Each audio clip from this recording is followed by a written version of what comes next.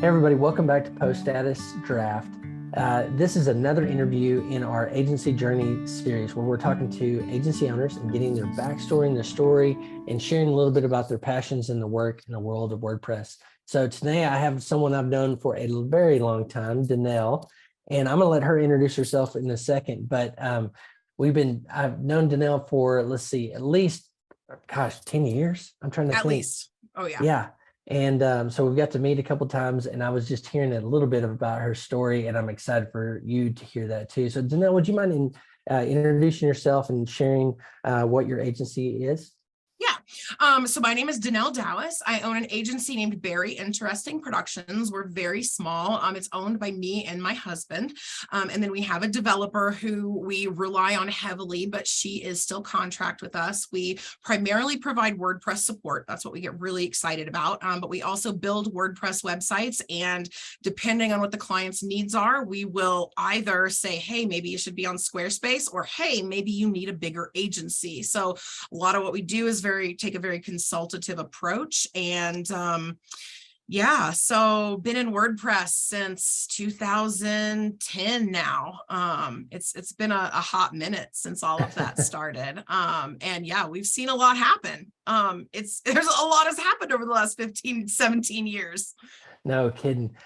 Tell me a little bit about, okay, so that's where you are now, and we're going to dive into parts of that in a minute, but tell us how you got there. So you started with WordPress in 2010. And then Yeah, so I started writing HTML websites. I mean, I don't go quite far enough back to have written themes for MySpace, but that's the kind of era that we're talking about, is write your own HTML website era. And I came from a print background, primarily in journalism. I thought that I was going to go and like lay out newspapers for a living. So I have a lot of experience with typesetting, a lot of experience with graphic design in the sense of like user experience design. Like I kind of, during COVID, I dabbled a little bit in UX, and it very much lined up with my like career background of having worked in print journalism and print design. And then in 2011, I went through a career change where I was let go after a reorg, and I was like, really don't know what I'm going to do, and was hired as a webmaster just because I happened to be tech savvy. Was hired as a webmaster at a little company in Nashville, and that company was building themselves a website, and so I was tasked with basically liaising with the agency that was building this site so that I knew as much about it as possible so that I could be a good webmaster for ongoing upkeep. And that's really where I started to see the power of WordPress and what it can do for you and the ways that it can be used to do all kinds of different things. And it was after encountering WordPress that it really made sense for me to move into doing it as a long-term business. In 2012, I quit doing anything for anybody else and started doing this full time.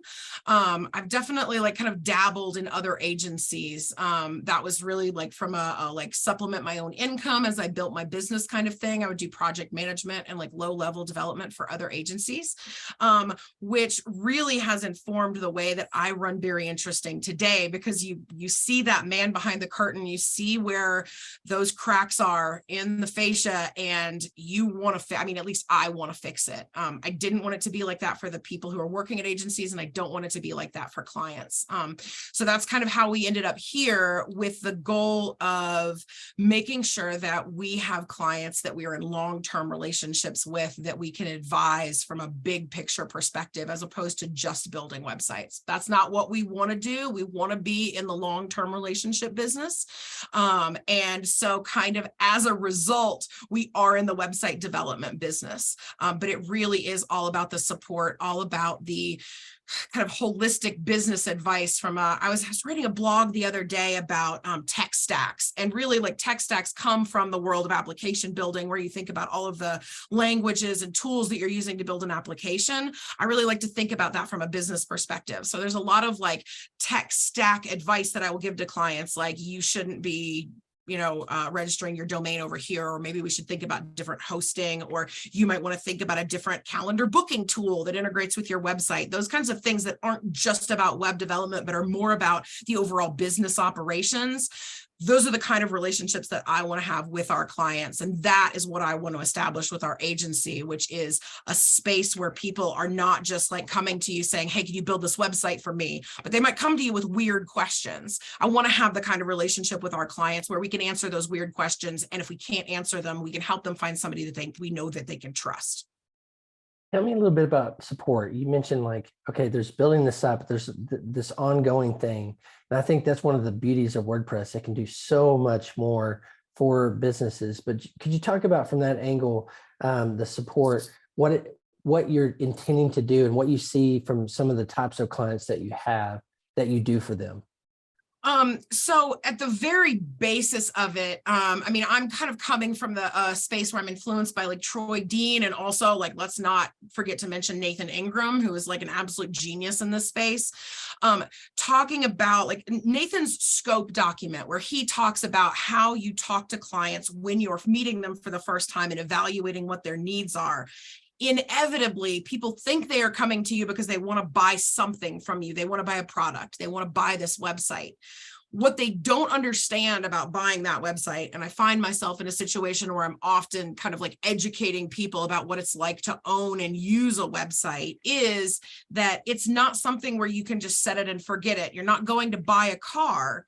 You're thinking about the ongoing maintenance that is going to have to happen. So, I mean, we take a little bit of a kitschy approach with it, very interesting productions. Like we have this kind of like garden, like tending your garden sort of theme. That's really where that support comes from, is that you can't just go out there and throw some seeds in the ground and then expect that you're going to get the harvest that you want. You really need to be paying attention to your site long term. That being said, there's so many things about website maintenance that really should not be on the mind of a business owner. Like I'm kind of in a weird position because we build websites and we provide website support. So I think about this for our own website as well. But, we serve a lot of yoga studios, a lot of wellness businesses, a lot of independent musicians. And I don't want the musician to be laying awake at night thinking about, is my website going to break? Are people going to be able to access those tour dates? Is the thing that we have set up for people to enter this raffle so that they could potentially win a like VIP experience, is that going to work after we put out the marketing for it? Those kinds of things, those worries of, is this going to work for me? Am I going to be able to use this tool in the way that I need it when I need to? They shouldn't be having to think about those things. Last year we bought a house out here in Denver, Colorado. It was the second house that we'd purchased, but this really is like our forever home. And so thinking about the like long-term things that you need to do to keep this house healthy, to keep it safe, to keep everything working properly, like I kind of wish that I had the budget to hire somebody who would come out here and do a property walk once a month to see if my gutters are sagging or to see if there's something that's gone wrong on the roof. Those are the kinds of things that I don't have the knowledge of in my own head because I'm not spending the time thinking about it every day. So from a support perspective, we want to be that resource that is the expert on this particular niche, so that you can trust us to handle it for you. And you could be thinking about, okay, what am I going to create next? Like, what is my next tour going to look like? What does the, brick and mortar expansion to a second location of our yoga studio look like?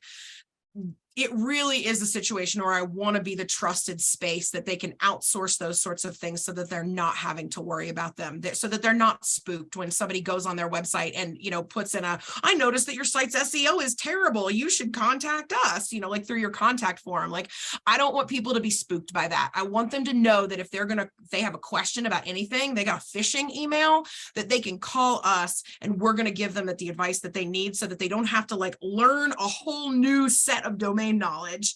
And so that if they don't want to deal with it that day, they can just offload it to us. That's really what needs to happen. You don't want to worry about looking into this like you have copyright infringement images on your site. I got that for you. I will let you know whether or not you need to pay attention to this. And meanwhile, we're going to make sure that your site has not actually been hacked. So it really is more about being that source of support for clients, almost from an emotional perspective more than a practical perspective. We have done the property walks around your site. We know everything is working fine. This one really important page that is tied to your marketing is working. There's nothing broken on it. You can confidently move forward with your marketing without worrying about whether or not your site is going to, crack under the pressure. Well, and when you go to these types of experts, you want them worrying about their craft, what they do best, like the musicians, for instance, like, right. Hey, if you're a fan of a big band, I want them thinking about their next song, not necessarily worrying about, okay, what is this phishing, like you said, to that phishing email part. And I think that's the beauty of WordPress too. You can do so much with it, but as these businesses and organizations grow, they need more complexity that WordPress gives them. And that's where I see you all coming in to say, we're going to take this load off you so that you can focus on what you do best. That's exactly right, because I am so passionate just about artists in general. I mean, when I was in college, like one of my majors was creative writing. Like I definitely come from a creative space, but what I came away from college with and what has happened during my career over the intervening years is that I find myself time and time again wanting to support people to do the thing that they are really passionate about. And there are plenty of times that I have just, sat head in hand being like, I do not want to think about whether or not I should buy this new garage door or have it fixed. I don't want to think about like why my water bill is so high. I just want to hire somebody to come out here and make sure that it's okay with their expertise. I don't want to have to develop that expertise myself. And I don't want my clients to have to develop that expertise because I want them to spend that time creating new and amazing things that they're excited about. Like it's really hard to get excited about DNS, like really hard. Like I have a hard time getting excited about DNS. I don't want them to have to worry about it. If there's a term that they don't know, that they don't understand, I want them to be able to come to me and me to be able to be trusted enough to give them the answer that doesn't seem like I'm coming from a place of trying to get them to spend more money or come from a place of trying to, change the nature of our relationship in some way. Like my whole thing has always been like, I don't want to hold people hostage. And I really, really don't want artists to feel held hostage by this need to engage in something that really like they don't want to spend their time thinking about. Like there's plenty of people who are like, oh, I'll just DIY that website myself. Awesome. I want to support you in DIYing it, but first let's have a conversation about the complexity of it so that you can make an informed decision about what you want to learn and DIY versus what it really makes sense for you to outsource so that you can spend the time thinking about the things that you're really excited about, whether that is the book that you wrote or the next tour that's coming up or, the expansion of your studio. So it really is like, I mean, it's very much like comes from a mothering instinct in me. I think like I've got dogs, but we don't have kids. Really, like my clients and the business really take up a lot of that energy of me thinking about how can we best take care of our clients so that they are enabled to do the thing that they're really excited about. Well, you mentioned artists, and I want to talk about that part of your business. I think it's so interesting working with artists and musicians and things like that. But that and also the yoga and the wellness industry you talked about too seem like we were talking before we started this interview. You're mentioning like during COVID, helping some of these people that didn't have a lot of support infrastructure. That I think about as like analog almost in the sense of they're meeting people in person. And, whether it's a band playing a venue or it's a yoga instructor. And I'd love you to share a little bit about that work with those types that I think COVID helped open an opportunity, I think, for a lot of businesses like these to kind of go, okay, now we can leverage web and online to build and grow our business. Well, I mean, for a lot of people, it really was a smack in the face. I mean, if you think about yoga studios, that is a very in-person thing. I mean, we definitely have like online classes that we can take, but I mean, if you're anything like me, like it is not the same. And it's the same for like, for musicians. My favorite story that I like to tell about Vibe is that in October of 2020, we went to a show in South Central Tennessee. It's a place called the Caverns in Pelham, Tennessee. And they normally have bluegrass underground in their caverns, but because everything was, we can only do outdoor events, they set up a stage above their caverns. They like brought in a stage, and our favorite artist was playing a show on this stage. And we were like, partially it was a personal thing, like we have got to get out of this house and do something, or we're going to absolutely drive each other mad. And the other part of it, especially for me, was a deep curiosity about how they were going to pull this off, because it really was, I mean, to use a very tired word, it was unprecedented for all of us. So what is this going to look like with all of these new restrictions and all of these unknowns? And so we went down to the caverns, and I was incredibly impressed with the operations of how they had turned this thing that they normally have like in an enclosed space into doing this outdoors, which I think that they've continued to do. They definitely had more shows outdoors after this first one. But the notable thing about this show was that we're sitting in like our little 6-foot square, and they're using an app that you can order concessions off of that'll be delivered. And it was all very interesting. And then the show started.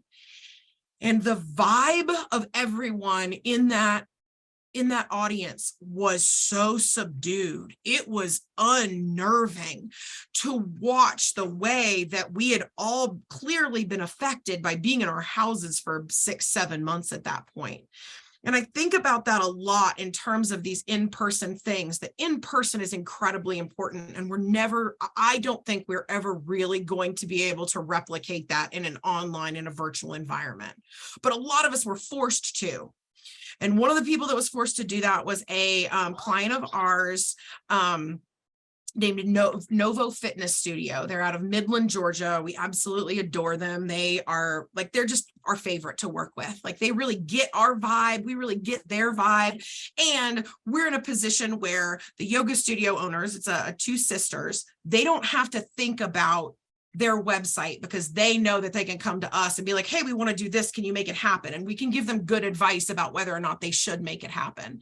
And so with them, what we did is, this was very early on. I think this started in April of 2020. They are like, we are absolutely bleeding money. We are paying rent on a brick and mortar that we can't use. Like, the sisters would go in there and like do yoga in the studio themselves, but you can't have other people coming in, right? Like, we're all in lockdown. What do we do to maintain the vibe of the community that we have built? Now, whether that is a touring musician, or whether that is a yoga studio or an acupuncturist or any kind of like wellness, any of the people who are kind of in the verticals that we tend to work in, how can we retain the magic that is that in-person stuff while we are all stuck inside?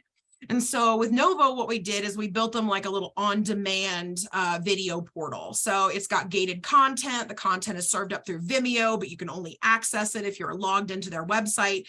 It was a relatively simple thing. We hadn't built anything like that before, but we had used all of these tools before. The content gate tools, we'd used Vimeo before. And really, like, we were all stuck inside. Nobody really knew what to do. So we built this really quickly. I mean, it definitely, I think there's a case study out on our website about the process of it. It was definitely daunting, because this was completely new for them and they weren't really sure how they wanted to use it. What they ended up with is a thing that's going to do two things for them. First, it helped them keep a revenue stream going, which was really, really important. But that, like, during COVID, but that turned into an additional revenue stream now that we are all back in person, and they are, having their 5-6 classes a day in their brick and mortar.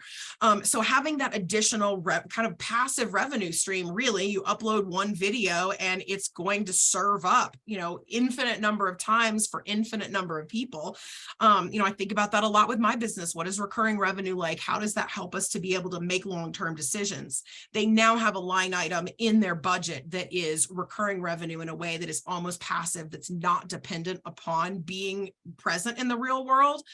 But the thing is I don't think that really is the end of it. I think that now we've got this on-demand tool that they can use as a revenue booster, but it is helping them to maintain those in-person relationships. Like they've got one person who right prior to COVID, she had moved to Italy because of her partner's job. And so she wasn't able to come into these yoga classes anymore.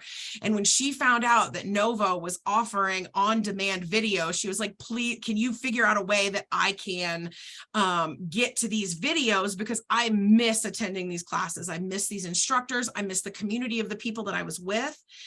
And at this point, that's what I want to see out of virtual. I want to see virtual providing this kind of like steam release valve. Like there is no telling what's going to come our way. Is another pandemic going to come our way? Like who knows what's happening like right now with like, I think I read something the other day about like avian flu making things like really difficult for the poultry industry. Like there's just all of these variables that we don't know what's going to come at us. But if we have a really strong virtual presence that's supporting our in-person presence, it's going to make us more resilient all around.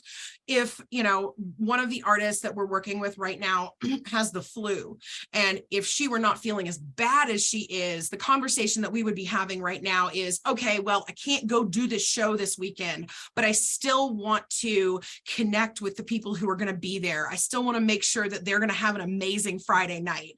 What does that look like from a digital perspective? Do we have the infrastructure on our site to have this membership portal set up so that we can gate this content and make sure that we're still capturing that revenue so that we can keep doing what we're doing, right? Like that really is what I want. I want our yoga studios, I want our artists to be able to keep doing the work that they're really, really passionate about. And if they have a digital infrastructure that is stable, they're going to be able to rely on that to be able to create a more holistic approach to, well, I can't go out this weekend for whatever reason. I tested positive for COVID, but I feel fine. I'd love to do something this weekend. Okay, well, we can move into digital for that. But primarily we are still invested in being in the real world, which is honestly like COVID taught me that. Like, I don't think I really appreciated the value of those real world connections and being in the same room as people until you weren't allowed to be. Well, I think you've really illustrated a great case study too, which is having a backup when you're in person, whatever that is, venue just can't happen. But also, I think you're showcasing too, where they can use that not just in those bad times, but good times to continue to grow and support their businesses. Like when you talked about the yoga fitness studio, it's an extension. They record those videos once, and then they get to share that with whoever they want in their business. And it's up there. That's the beauty of the web. That's 24/7, 365, especially if they're supported by very interesting productions. But like, you know, to extend the service and things that you do, websites, web, it's always been, I love this because you can do so much more with little effort. Exactly.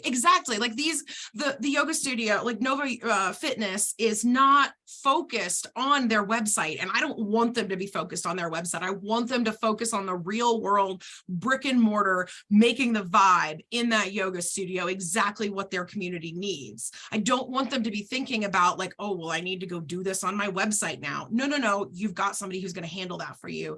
They're going to take care of it. And they're going to provide you with the advice that you need about whether you should be doing it or not. Like there's a lot of people who I'm like, no, I really don't think you want to like spend part of your budget on that. We have that conversation when it comes to design a lot, that the level of client that we work with doesn't necessarily need custom design. What they need is graphic design support and use existing design templates, or, you know, like we really love to work with Divi a lot. And Divi has a really great library of page templates and like kind of starter designs that really serve our clients. But I don't want them to be spending their time and their money on something that they could otherwise have turned to really growing their business and cultivating the what they're really passionate about, which, you know, for Novo, it's really about being in person and, you know, cultivating that community that they have built up. I mean, that was the scary part of COVID, is you think, I have spent all of this time building up this community of people who are willing to get out of their houses to come see me every day.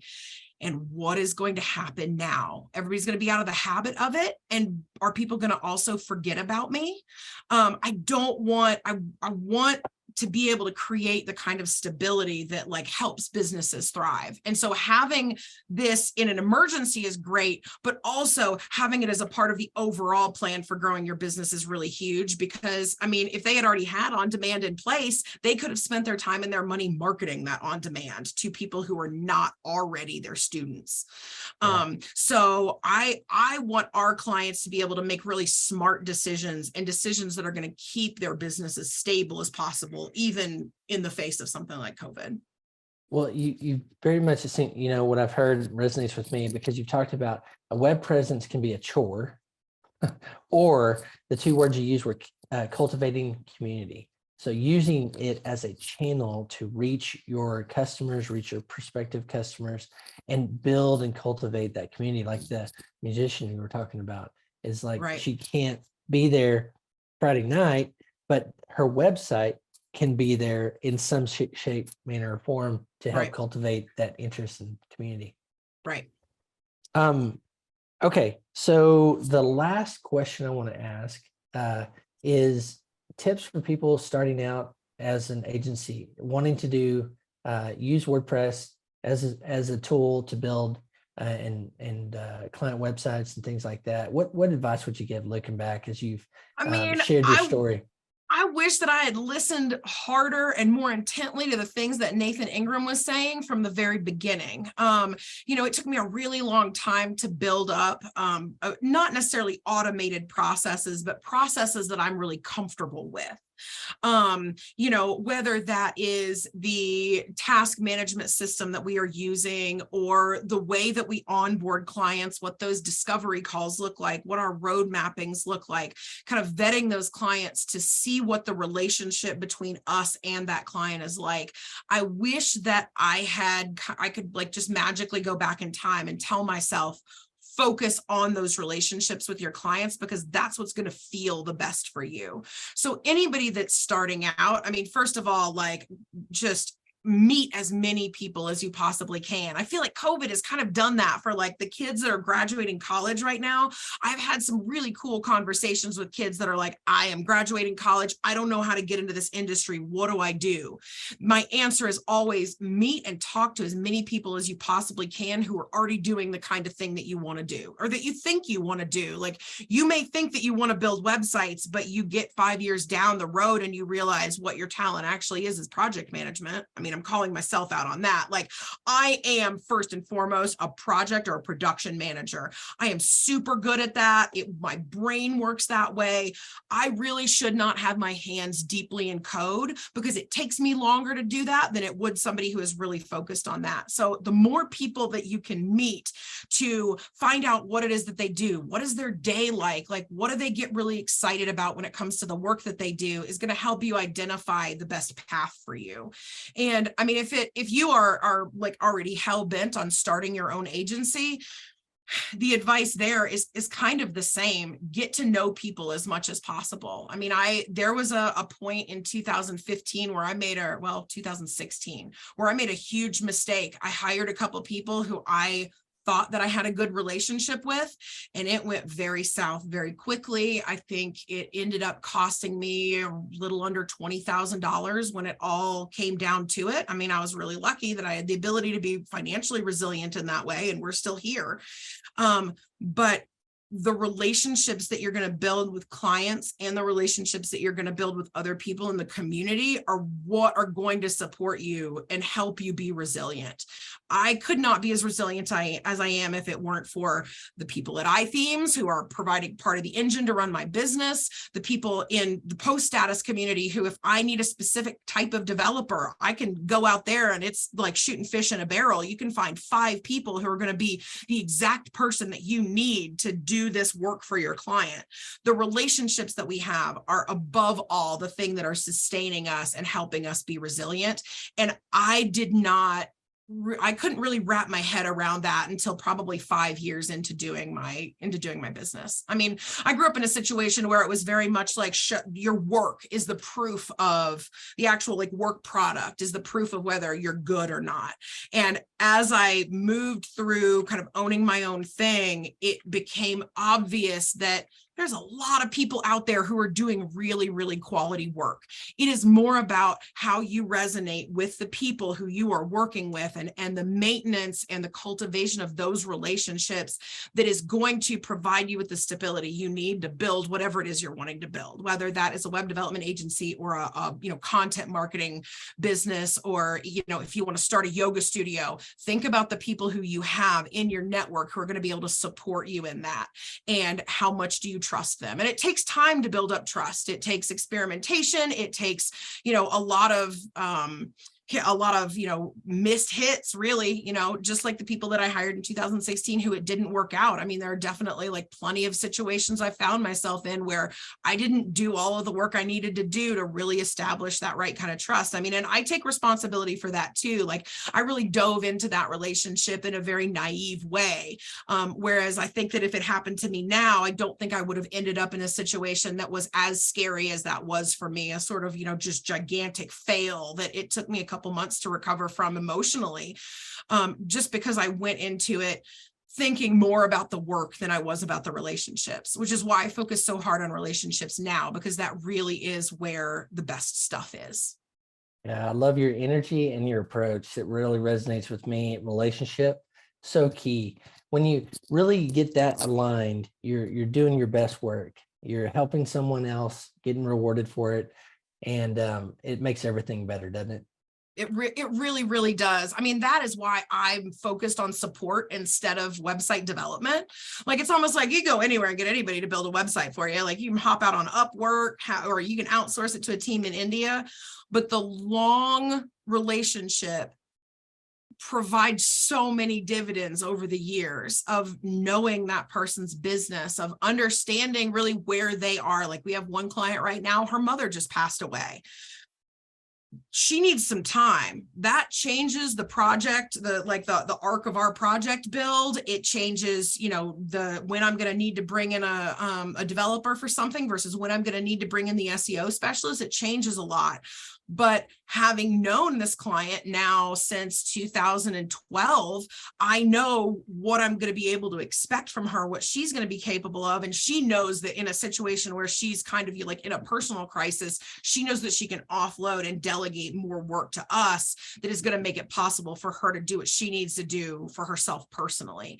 And those are the kind of relationships that I want to have. I want to be in a situation where somebody knows that they can call me up and say, hey, I'm going to need more help this month, in the same fashion that they could call me up and be like, hey, I've got to go with this other agency for XYZ. Can you help me offboard myself from you? I don't ever want people to feel like they're held hostage. I want people to feel like if they need their hand held, that we are right here to grab it. Hostage to an ally. You want exactly, partner. Exactly. Yes. Well, D'nelle, thank you so much for sharing your story and also your passion and what you're doing in WordPress for your clients and making a difference in the world. Tell us where we can find more about you and your work. So if you're interested in primarily the digital side of our business, we do have some in-person stuff that we do with live events that we are kind of weaving in and out. But for the website support, go to web.berry-interesting.com. I did the other day just get the domain that doesn't have the hyphen in it, and I'm all excited, but we haven't switched over yet. So yeah, web.berry-interesting.com, and all of the information is out there. We also have kind of upped our presence on social media. I'm doing a lot more on LinkedIn than I used to do, and we're pushing a bunch more content out to our business LinkedIn as well. But all of those links are out on our website. And if you want to find me anywhere on social media, I'm primarily on Instagram. It's D_NELLE. I post a lot of dog photos and stuff from when I am actually traveling. So it's that is not really professionally focused, but it's fun. And I really appreciate it. Thank you so much for taking the time to talk to me today. It was a wonderful way to come back from the Thanksgiving holiday. You bet. Thanks, D'nelle. Awesome. Thanks.